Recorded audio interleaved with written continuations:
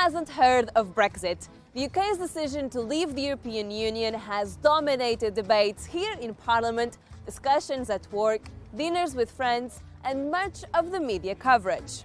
The Brexit vote has shaken modern politics forever, with the UK set to be the first country to leave the Union.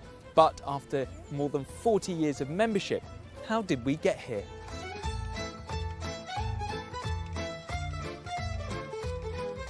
We need to rewind back to 1961, when the UK applied to be a member of the European Union for the first time. Back then, the bloc was called the European Economic Community, otherwise known as the Common Market. Its aim was to bring about economic integration. But the UK's inclusion in the Common Market faced some opposition from within the group, mainly from the French. President Charles de Gaulle vetoed the UK's application in 1963 and again in 1967. He doubted Britain's commitment to the Union's political objectives and believed its economy wasn't compatible with those of its 6 existing members. The UK's special relationship with the US was also a concern for him, worrying the partnership would get in the way of building a strong Europe. But in 1969, France elected a new president, and the UK succeeded in joining the group in 1973. But just 2 years after joining, the UK held a referendum on whether it should remain in the European Economic Community. Back then, 67% of voters favoured continued membership. In the years that followed, the European Union transformed from a trade arrangement to more of a political alliance, giving Brussels increasing influence over other areas of policy.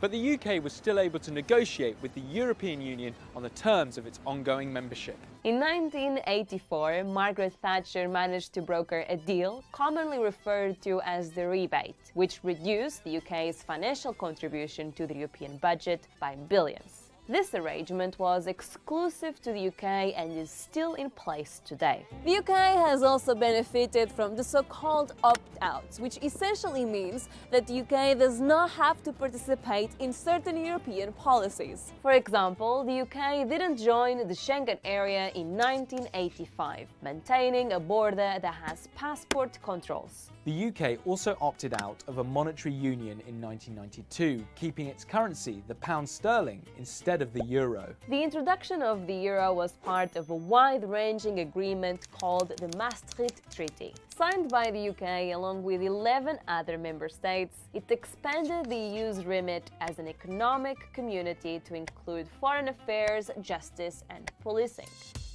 Ultimately, it was the framework for the modern EU, but for Eurosceptics, it was an unacceptable transfer of powers from the UK Parliament to Brussels and threatened further divisions in the Conservative government. However, a long period of economic growth and the pro-European prime ministers maintained enough support for the EU and the single market, meaning that calls for another EU referendum were put on the back burner for nearly 20 years. Nonetheless, there was growing dissatisfaction with the level of bureaucracy in Europe. In 2004, the entry of 10 new countries into the EU also led to more questions in the UK about the country's level of immigration. In the 10 years that followed, the number of EU migrants living in the UK almost doubled.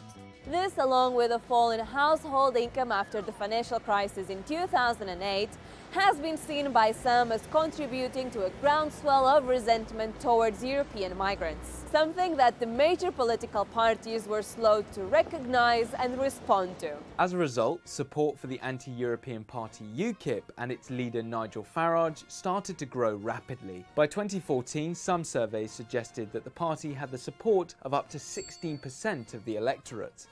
Many Conservative Party candidates were concerned about their supporters switching allegiance to UKIP and pleaded with Prime Minister David Cameron to promise an EU referendum in his campaign manifesto. To avoid the risk of defections from within his own party, he did, and the Conservatives won the election with an overall majority. As divisions within the party started to become more evident, Cameron promised a referendum by the end of 2017. But first, he tried renegotiating with the EU some of the terms of Britain's membership. He emerged from the talks with a deal, but that wasn't enough to convince Eurosceptics. For many, the process gave the impression that Brussels was inflexible and unwilling to make big concessions to keep Britain in the Union. So Prime Minister David Cameron had to deliver on his manifesto promise and set a date for a referendum, the 23rd of June 2016, with a simple question whether to remain in or leave the European Union. And I will go to Parliament and propose that the British people decide our future in Europe.